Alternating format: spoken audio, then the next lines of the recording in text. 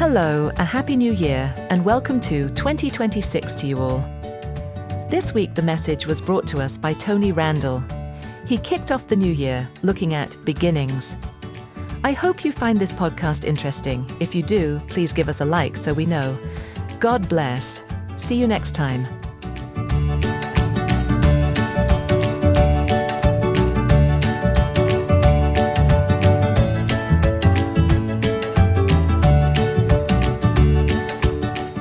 So today we're doing a deep dive into this really fascinating source material from January 4th, 2026.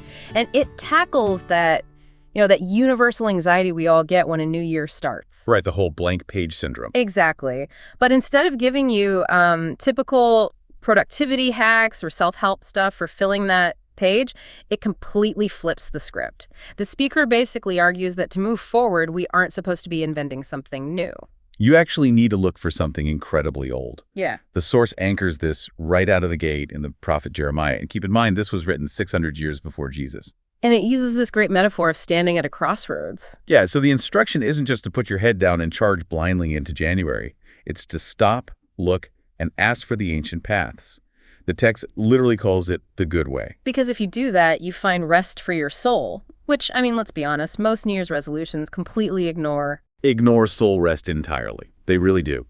But the source points out a pretty grim historical fact here.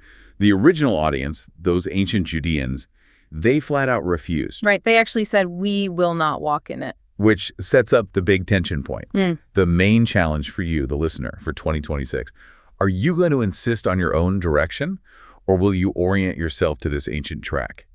And to define what that path actually looks like, the speaker builds this massive theological bridge. Connecting the creation account in Genesis 1 with the prologue of John's gospel. Right. In the beginning was the Word, specifically the Logos. And they highlight the Trinity right there at the start of the biblical narrative. You have the Father speaking, the Spirit hovering, and the Son as the Word. So Jesus isn't just a figure that gets introduced in the New Testament.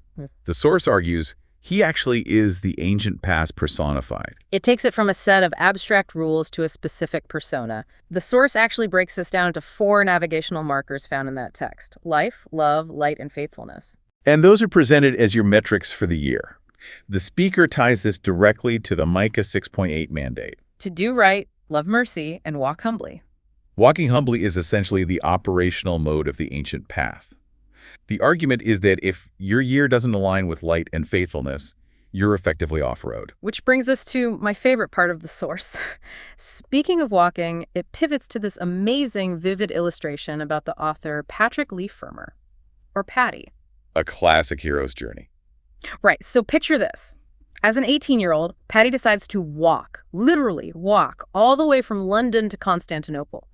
He was quite the purist, so he refused to call it Istanbul. It's a 2,000-mile trek across Europe.